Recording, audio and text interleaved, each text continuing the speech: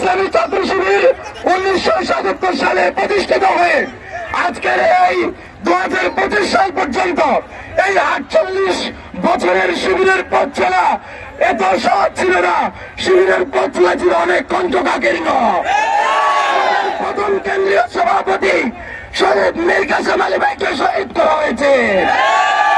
দ্বিতীয় কেন্দ্রীয় সভাপতি কামরুজ্জামান ভাইকে শহীদ করা হয়েছে।